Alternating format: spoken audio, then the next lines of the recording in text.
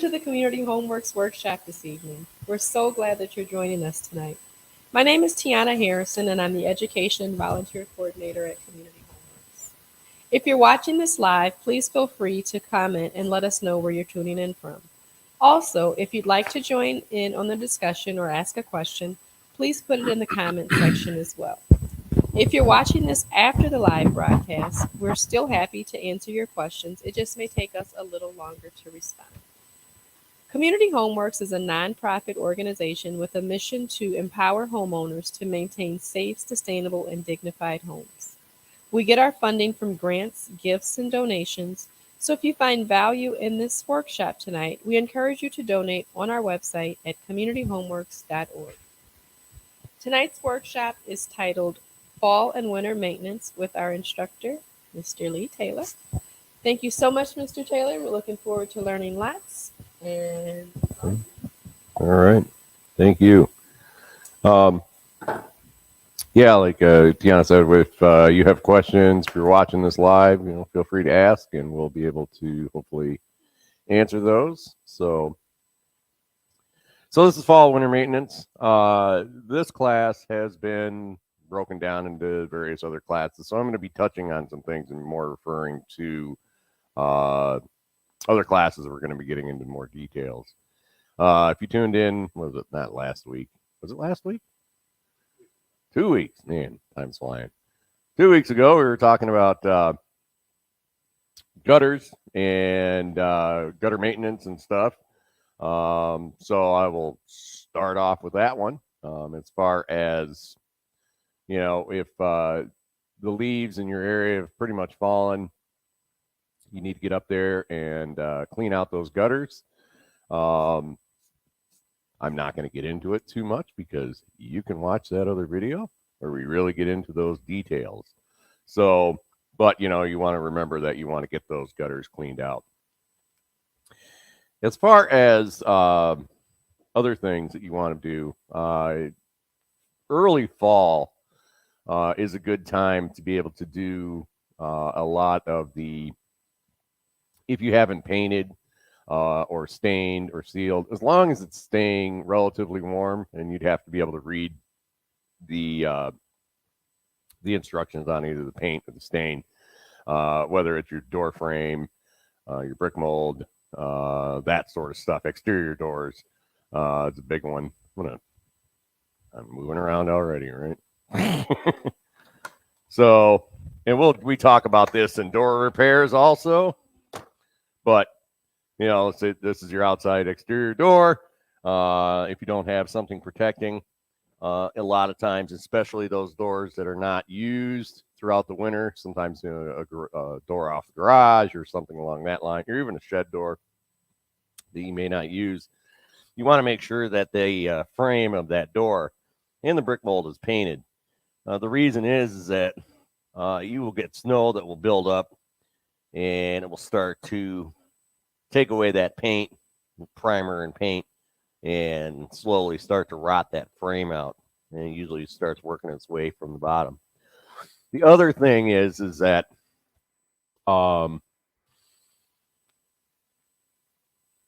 if it needs to be painted, a good primer, and we talk about this a lot more in painting class, but a good primer, a good paint, usually it has to be over 45 degrees for a certain amount of hours, 12 hours or so. But it's just one of those things you want to do, because it's just one of those things that I've seen, that winter snow and everything else building up on that threshold can cause a lot of damage. The other thing, speaking of that, if you do have a door that you don't use much, especially if it's in the area where it's going to get a lot of wind blown, snow and whatnot, occasionally get out there and sweep that snow off of this sill here, because what will happen again is it piles up. And we talked about the frame, but the other part is the door itself. A lot of times these doors are steel, and what will happen is that the snow will build up against it and melt, and build up against it and melt, and start to rust out that bottom of that door itself. So, if you have a door that you don't use that much after a storm or something like that, just get it cleaned off. You can also check your door too if it needs to be painted. Um, that's one of those things that it's a good time, in the fall if you hadn't a chance to get around to it that summer to get that door painted to be able to help that so it doesn't uh, rust or rot the frame or rot the sill. So, um, as far as the other things you want to do, obviously you want to be working on getting those leaves off of your yard, off your grass, out of your flower beds, things like that. Um, Me personally, I like to just mulch them over. I have a mulching mower. You can do the same thing with just a standard lawnmower. You can just mow them over, break those leaves down into, half a dime size or so, roughly, and just let them sit. You'll probably see them, but they come spring, they will be gone. So it's a nice way to not have to necessarily rake, unless you like doing that. So, but like I said, work on getting those leaves off that grass because eventually, if you leave them on there, it's a good way to be able to kill that grass off come spring. When you're working on that, also, if you have window wells, it's a big one. You want to make sure that those window wells are clear of all the leaf debris and just other things that have gotten in there over the summer, garbage and whatnot that's flown in there. You want to make sure that if water does get into that window well, that it can perk down through the soil and that water is not blocked by those leaves that are matted down at the base of that window well. As far as plants go, so we're going to talk about this a lot more in, like lawn care and stuff like this, but to touch on it real quick, fall is a great time to be able to plant, whether you're planting grass seed.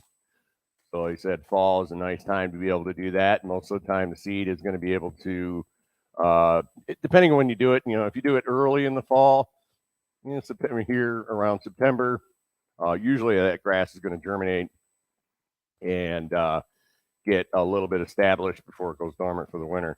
And then we'll be able to perk up next spring really quick. It will also winter over. If you're going to do that, usually I put a little more on there. You get birds and whatnot to like eat it. So if you put down a seed starter, what you're going to want to do is make sure that you get a seed starter that can winter over, and you can talk to your garden center about that. There are different types of seed starter fertilizers, and that some will do better if they're sitting over the winter. Also, what you want to do is working on, like I said, if you put plants in and whatnot, you put plants in either through the summer or you're putting a plant in the winter, or I'm sorry, in the fall. You want to know how to protect that plant. So, and again, talking to the garden centers, especially in that first couple of years, those plants are susceptible to wind burn and that sort of stuff. So even they may say that they're hardy down to a certain temperature, but usually those first couple of years, you want to kind of treat them a little nicer. So sometimes they need a little burlap wrapped around them or some kind of a break put up. Some plants like leaves piled over them. Just something to kind of make it so they don't have so much winter dieback. And again, you want to talk to your garden center about those specific plants that you had that you put in, because like I said, cold winter can really take them out. The other is that some trees and shrubs and whatnot, fall or early winter, or even late winter or midwinter, is the time that they want to be pruned. And again, this is where you want to talk to your garden center on things like that. An example of that is oak trees. At least around here, we have what's called oak wilt, and if that sap's running, you don't want to prune those Those oaks, they can be, at that point, they can be susceptible. So a lot of time, oak trees around here like to be pruned when it's cold out, and it's been cold for a little bit, so midwinter or so. Other plants, it just depends. So, if you're buttoning your garden up and stuff, find out if that plant wants to be pruned in fall or wait till spring. So again, talk to your garden centers about that sort of thing. I'm not going to get into, well, yeah, I'm not going to get into all that. I'll come back to the pruners if we have time. So, the other thing you want to work on is, like I said, if you're using your mower to mulch up your leaves and stuff, that's great. If you have a snowblower, like I said, get that maintenance done on that. If you've seen the lawnmower maintenance class, it's pretty much transferable as far as gas-powered mowers go for like a gas-powered snowblower or something. So you want to be able to, if you have that snowblower, get that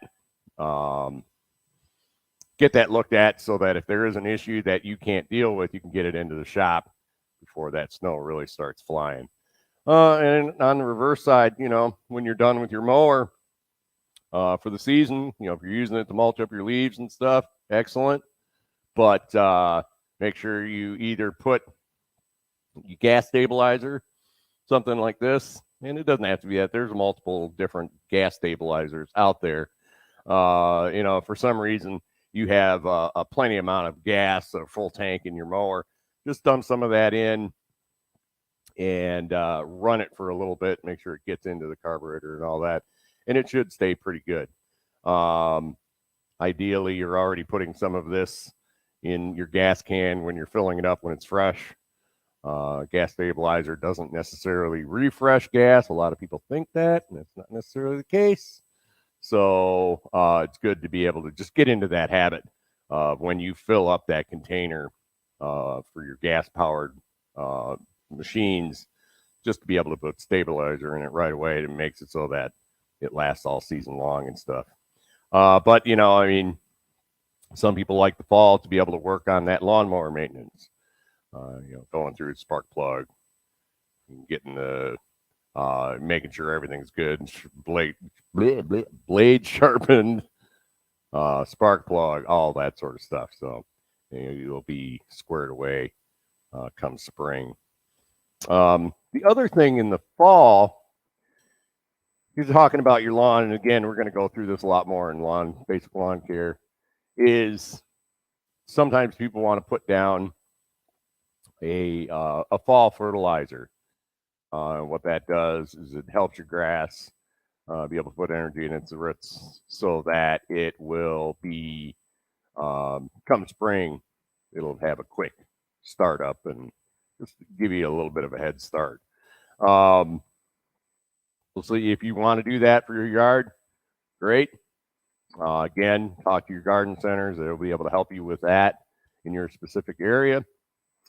The other is working on,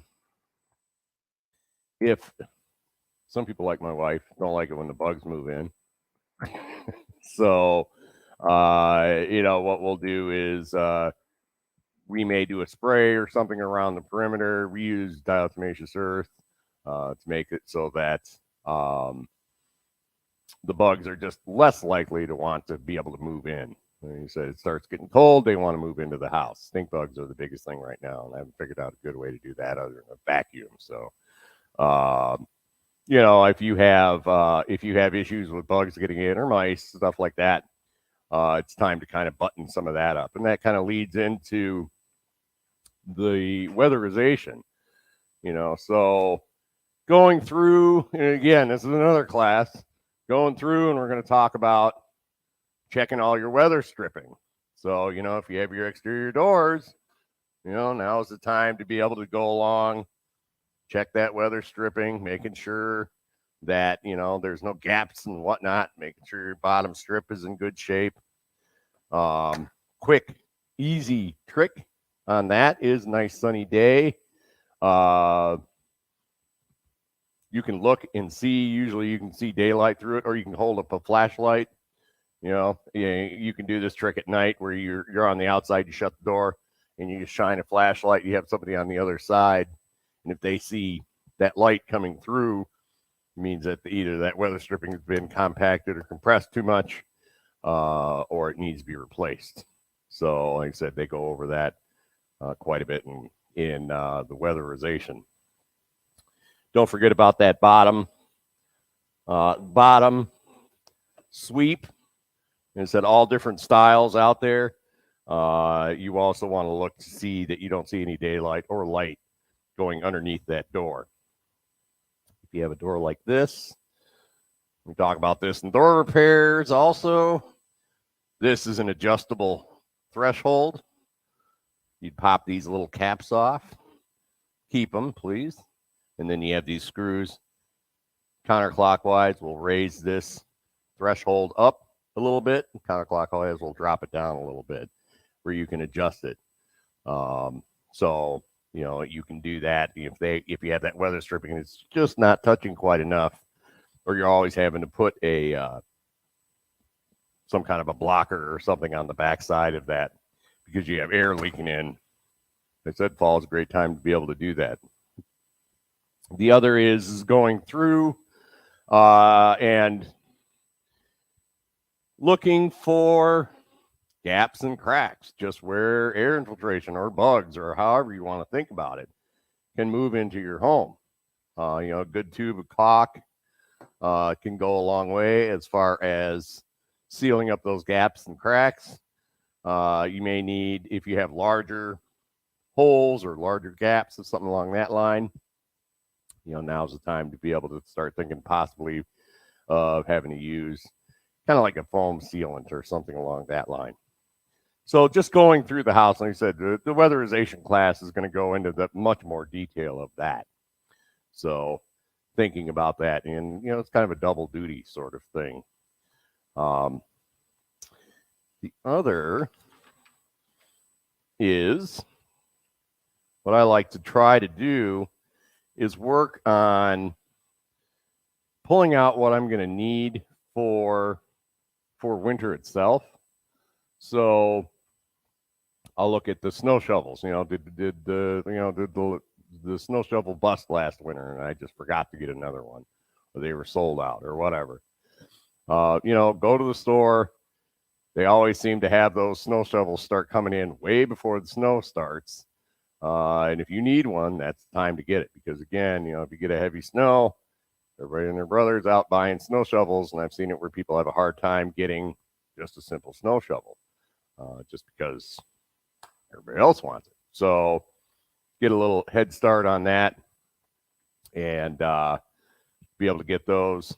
As far as the snow shovels go, I do want to bring up this little point. It's just a nice way I look at it.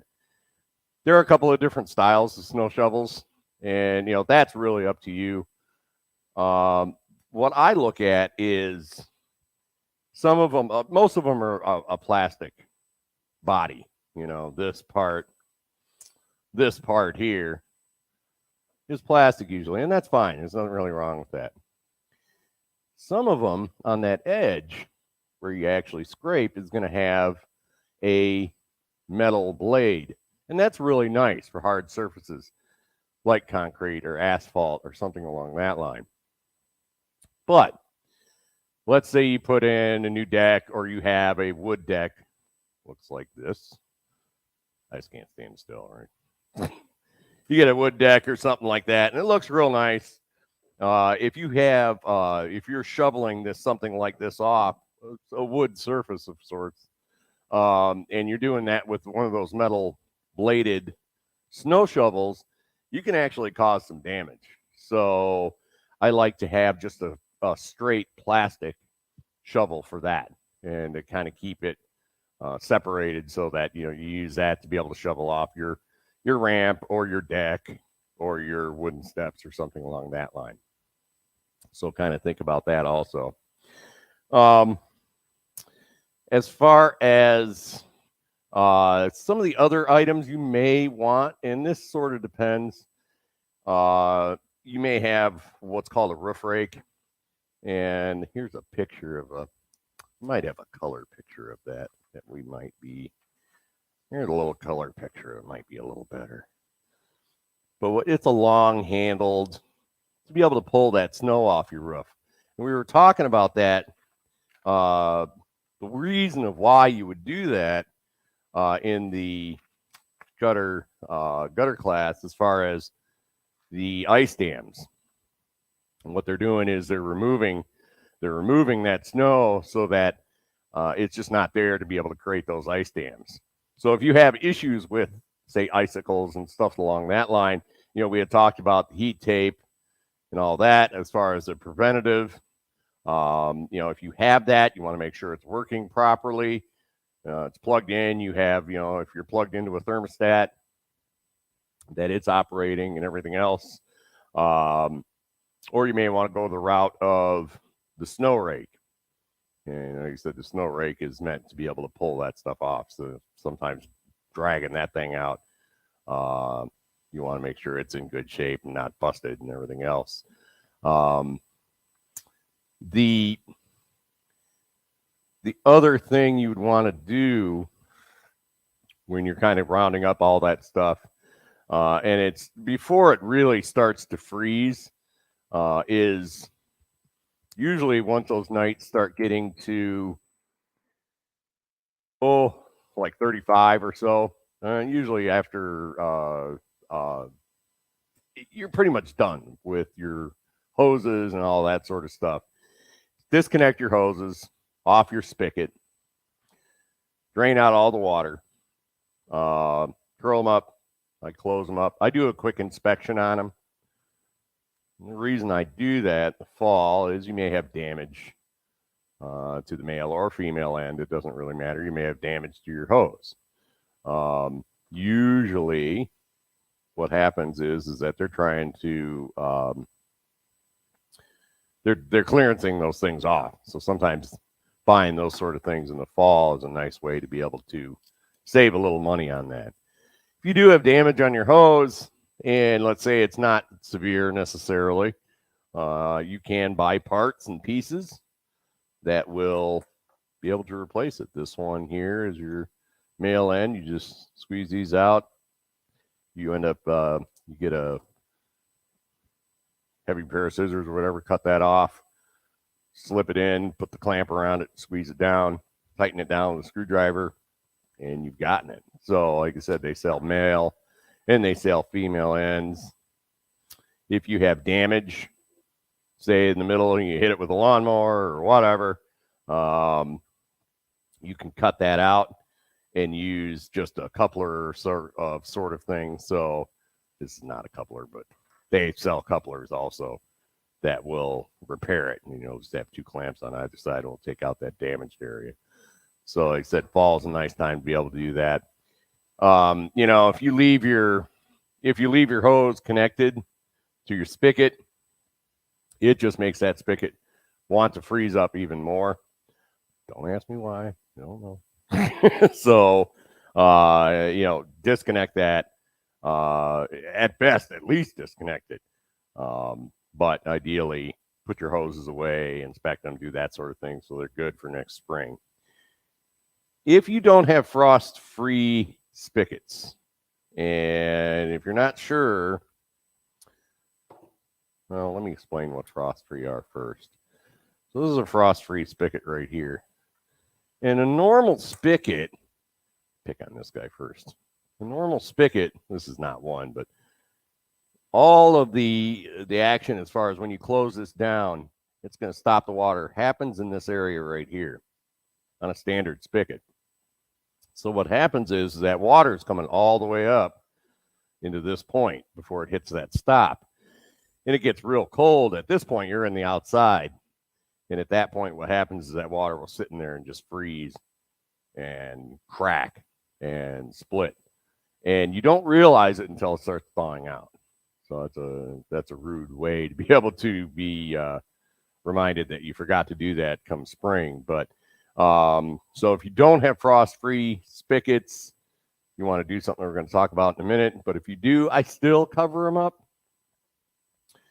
this is what frost-free means. So all this from this point back goes into your house. So this is in the warm area right here. And if you turn this, you can see this is where the action happens, right back, way back in here. And that's what they mean when they say frost-free, is that action to be able to close and open so that water can move through is happening way back in that warm area versus up in this area here out in the cold. Ideally, what I'll do, even if I have frost-free, is I'm going to go down in my basement or something along that line and look for those turnoffs. We talk about these in plumbing class. We talk about them in multiple different classes. In line means that it's open. You got a little valve. Parallel against like that means it's shut off.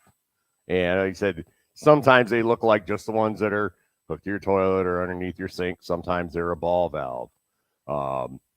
But find if you have them so you can turn off your outside water. That's the best thing to do. Shut that water off. And then what I'll do is go outside once that water's off, and I'm going to open that thing all the way up.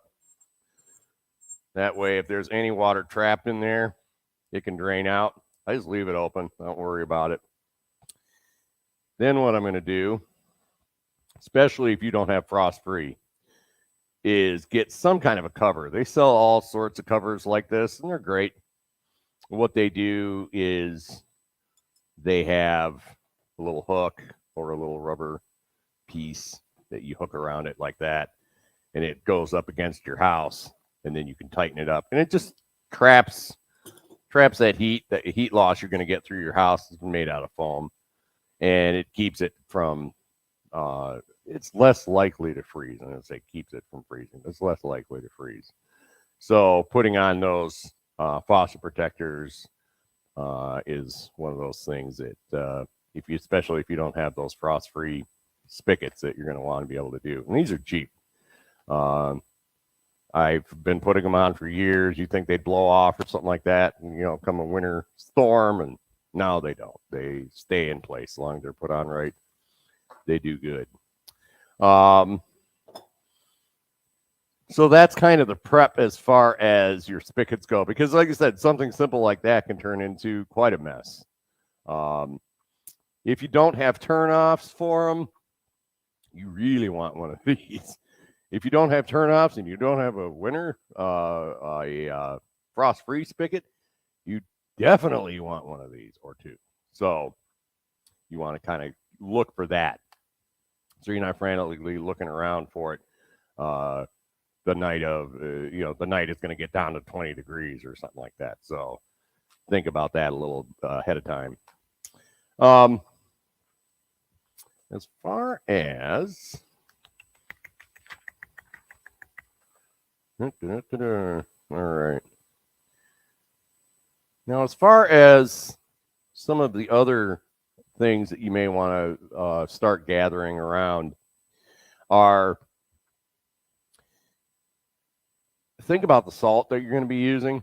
The big thing about the salt is if it's rock salt, or even, rather say rock salt, a lot of times it doesn't work below a certain temperature. So you have to kind of think about your region.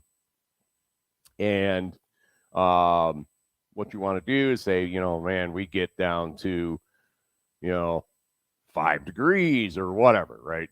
And so what you want to do is go to the store and pick up that salt that's going to work down to that lower temperature.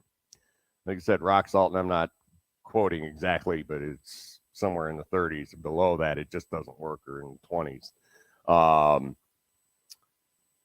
That's my one beef about it. My second thing about it is that rock salt itself is corrosive. So let's say you had a new sidewalk put on, concrete, that sort of thing.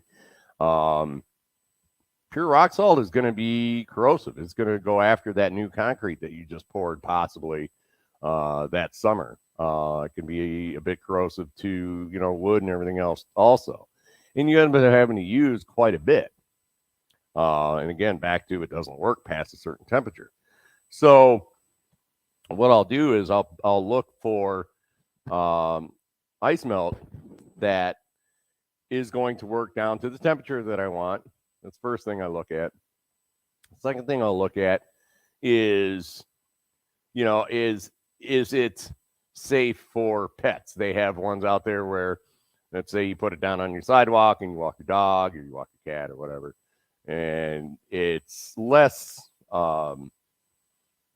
annoying when they get it into their paws and stuff. So a lot of times they're going to say, safe for paws or safe for pets. And you can see that's an example of one right there.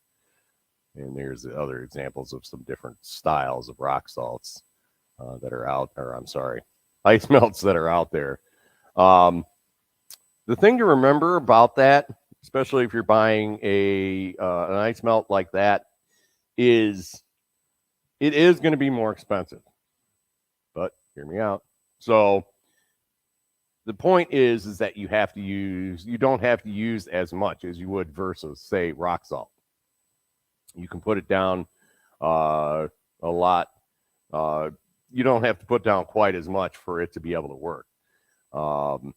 And it, like I said, it's going to work for longer depending on how low it'll actively melt the salt or melt the ice down to. So, yes, you are paying more, but you're going to be using less throughout the winter. So I like to make sure I have a couple of those bags set aside. The other thing is that this is most salts. You want to have some way of storing it that it stays sealed up. So what I like to do is I'll just get a 5-gallon bucket, and they sell lids, and a lot of the hardware stores have these lids where they'll snap on just a standard 5-gallon bucket or a 3-gallon bucket. And it has a spin-off lid that has a rubber seal around it. And what that does is it keeps moisture from getting into that salt, because it's what it wants to do, is suck that moisture up and turning into this block of salt that you're having to chip out because you need to get to work and you have to throw salt down on your sidewalk or whatever. So keeping it in some kind of an airtight container, sometimes even just a kitty litter box that has a little lid that closes, an empty bucket like that works too. So, but as you're using this throughout the year or throughout the season, keep that lid closed.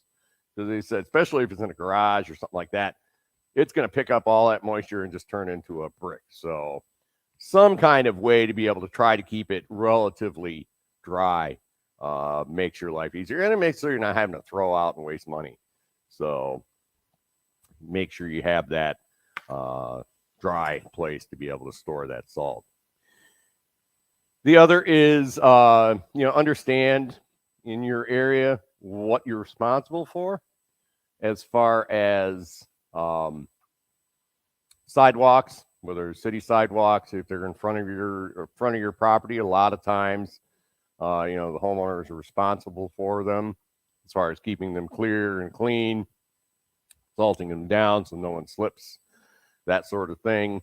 The pathway up to your house, you want a good path to be able to let the mailman to be able to get up there and, that sort of stuff. So you want to kind of make sure you have a good understanding of that. If you're not sure, talk to your local area and they'll be able to tell you those ordinances and those codes as far as what is expected of homeowners to be able to keep that clear.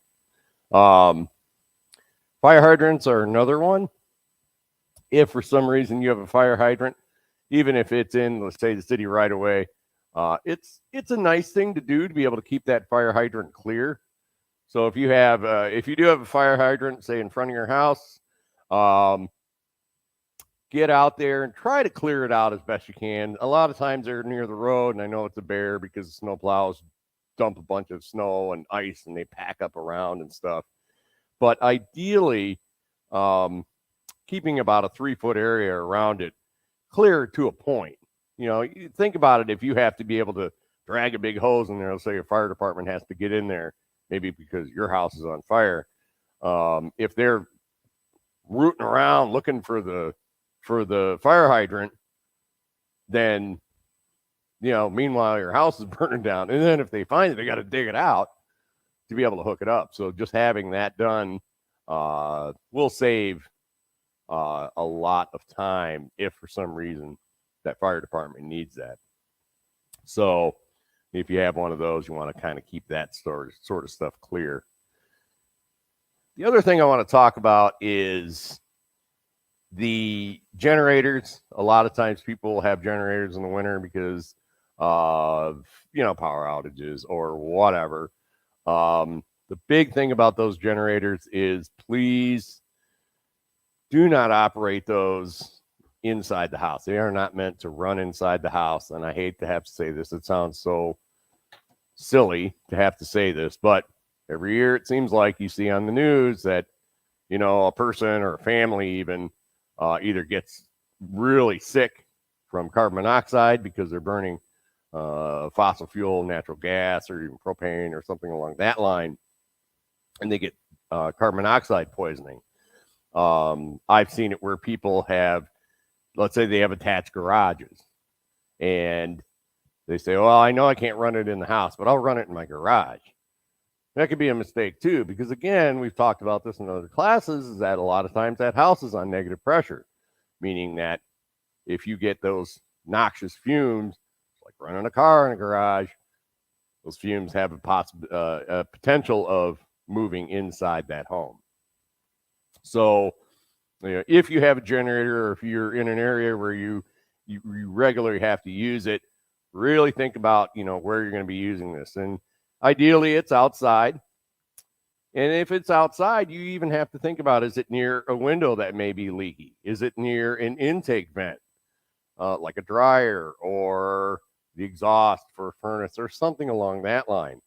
So you have to think about where you're going to be placing this so that you're not getting that carbon monoxide gas into your home. It is a really nasty, nasty thing. Carbon monoxide is one of those colorless, odorless gases that is produced when you burn fossil fuels like gasoline, kerosene, propane, that sort of thing. The other is, I'm talking about that. If you don't have a carbon monoxide detector in your home that's working, check it. The way to check it is, and we'll talk about this in home safety and security also, is if you have a plug-in one or one that's a combination unit, say smoke detector, carbon monoxide detector, or standalone style, take it off, look on the back, and it will say the date that it was manufactured. Generally, carbon monoxide detectors they last for about 7 years. So it's one of those things where, the date is date manufactured. If you look at it and it's way past 7 years, it might be time to get another one. You can talk to, I imagine a lot of times you could talk to the local fire department or other areas in your community that might be able to help with getting one. Most of the home stores sell them. They have all different styles out there, but like I said, carbon monoxide detector, extremely important to have. It just, trust me, it's one of those things. The other thing to keep in mind is if you have a carbon monoxide detector and you're using, we talked about generators, but let's talk about like space heaters. So again, you lose power, you don't really have a generator, but you have, say, a space heater that runs on kerosene or propane or whatever. Same rules apply as far as that carbon monoxide. The other is that a lot of people say, oh, I'll just get an electric one. If my furnace decides to conk out, I'll have at least some temporary heat. That's fine. But make sure that those electric plug-in style space heaters have those safety features built in, like, and if it tips over, it's going to shut off. Or if blankets gets thrown over it and it overheats, it's going to shut off. There are plenty of old space heaters out there, electric space heaters out there that are just, they're built in the, 60s and they work fine, but do they have those safety features? Maybe not. So you want, if you have those or you use those, really take a look. And, if they don't have those, spend that little bit of money and um, get something that you're going to have those safety features on. Talking about all that heat loss and everything else, fall is the time to, before it gets cold, get your furnace person out there to be able to do a check on your heating system. Don't wait until the first day you have to turn that furnace on, because you're not going to get them out there because everybody else done the same thing. So, like I said, it may be 60 degrees outside or 70 degrees outside. If you haven't had your furnace checked, get them out there while that, before it gets super cold, before you even really need to turn it on. They'll be able to check to make sure that it's running effectively and efficiently. They'll be able to also do a safety check on it to make sure there's no cracks in the heat exchangers, as far as that dumping more carbon monoxide into your home, all that sort of stuff. Plus, it gives them a little bit of time to be able to work on that if they need to. So, like I said, before you have to turn your furnace on, get that checked out. That way you're less likely to be left out in the cold come the middle of winter. Oh, left in the cold in the house. Good way. So, as far as what you can do, as a homeowner, make sure you have the correct filters for your furnace and enough of them to be able to change it out. And again, we talk about this more in furnace class, as far as, whether it's every 30 days or it's every 3 months or it's every 6 months. It depends. So like I said, make sure whatever type furnace filter you have a stock of them ready, so you can be changing those out through the season and making your furnace be able to work, especially seeing as now that a lot of the natural gas and whatnot, at least in this area that runs our furnaces, is going to be going through the roof. So something simple like changing your air filter is going to make it so that your furnace is operating more effectively and efficiently, so that you're not paying a ton of money to be able to keep your house warm. The other thing is keeping an eye on when it starts to get cold. Is, remember that the colder it gets, the more brittle things become. Your vinyl siding becomes more brittle. Your shingles become more brittle. All that sort of stuff. So you want to be able to do that check, especially if sometimes you'll get these winter storms that'll pop up and you get strong winds and whatnot, and you may find pieces. This is an old piece of shingle, but you may find pieces of shingle or something like that in the yard or something after a windstorm.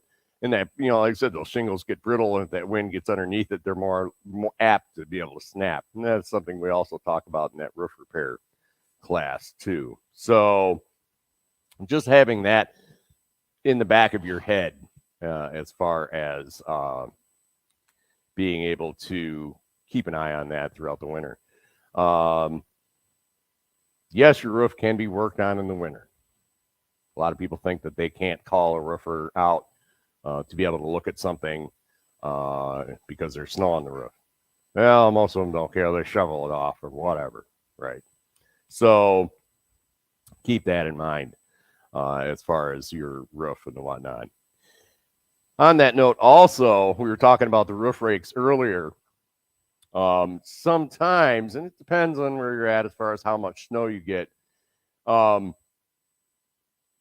If you start to get a huge buildup of snow on your roof, and I'm saying usually more than normal, right?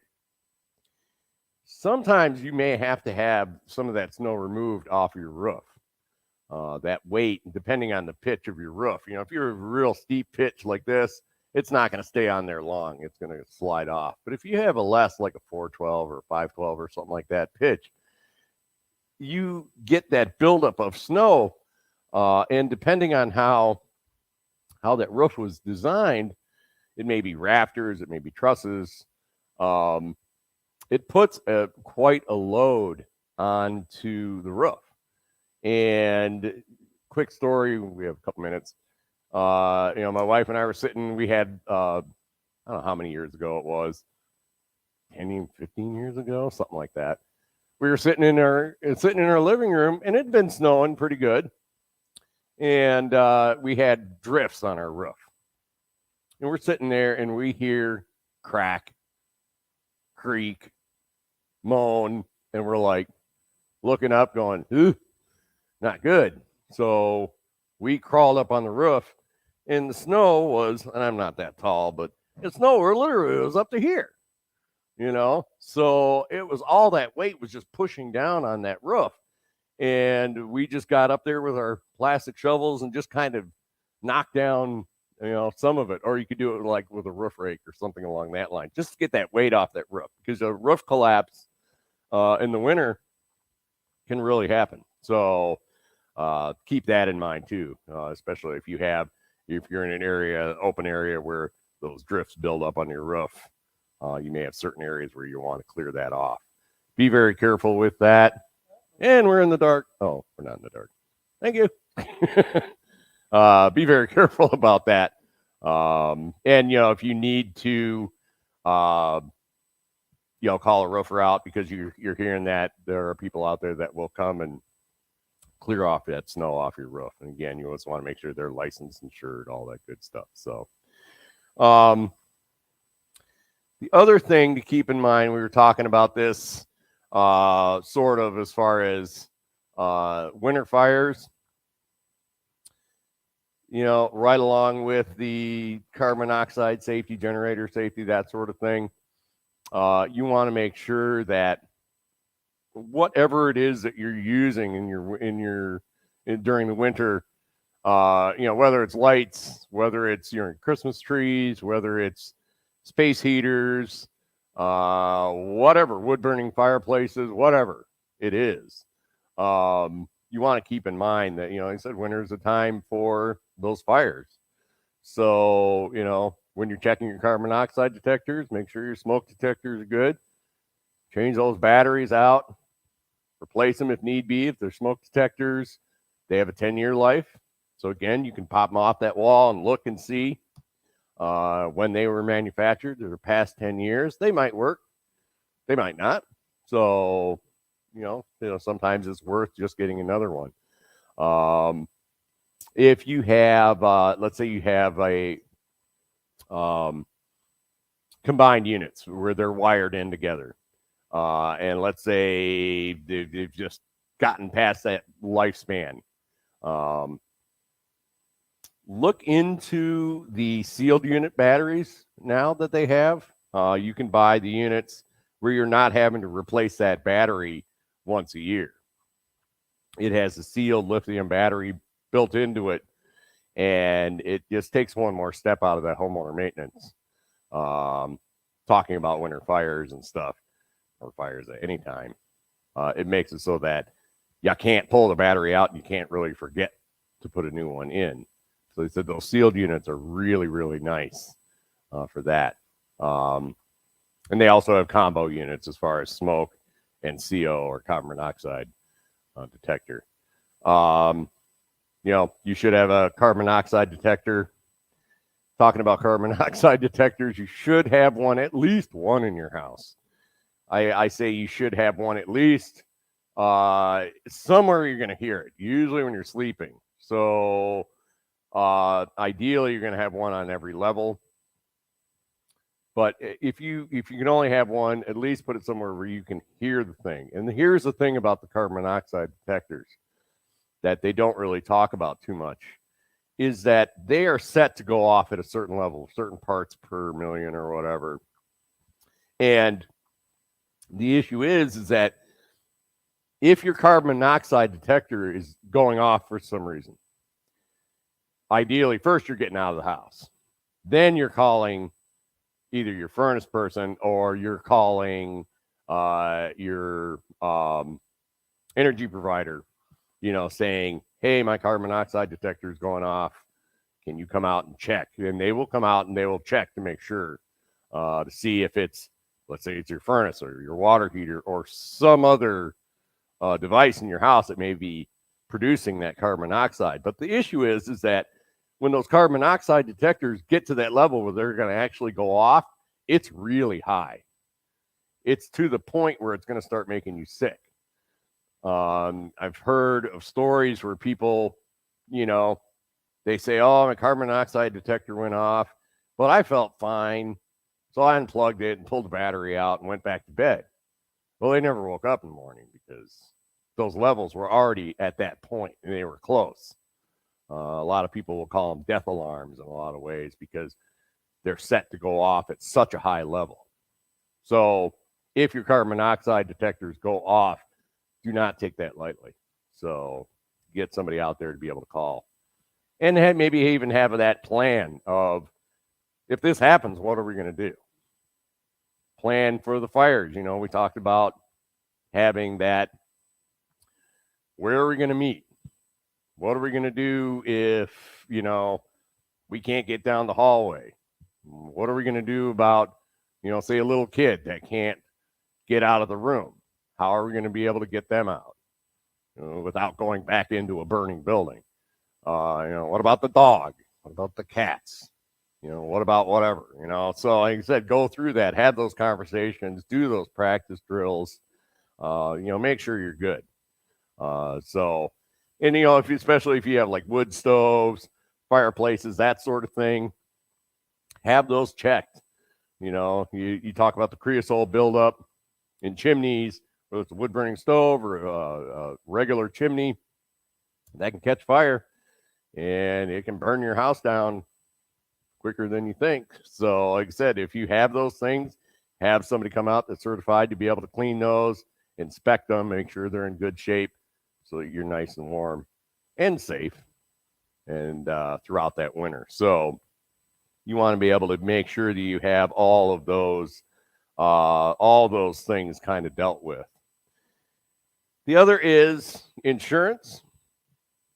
Heaven forbid your house does catch fire or something along that line. You want to make sure your insurance is up to date. So like I said, talk to your insurance company and, ask them those questions, especially these days. Something I have to do also is, everything is going up.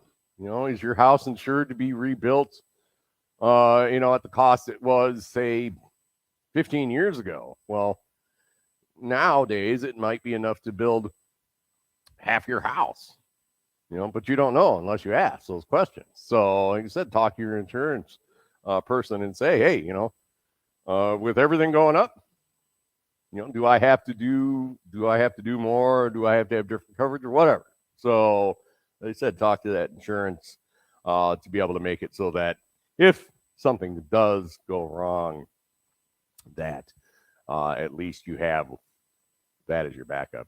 So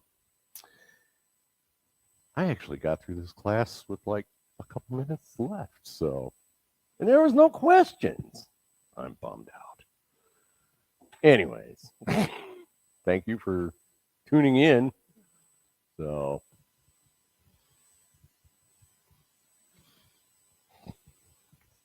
Check in to make sure that we didn't have any comments in the comment section. No. I think that maybe because you did such a great job, Mr. Taylor, is the reason that there were no questions this week. But I just wanted to take the opportunity to thank everyone for tuning in. We look forward to seeing you next week on Tuesday, same place. And if you are interested, you may as well come on in and join us face to face. Thank you. Good night. Dryers. Damn it.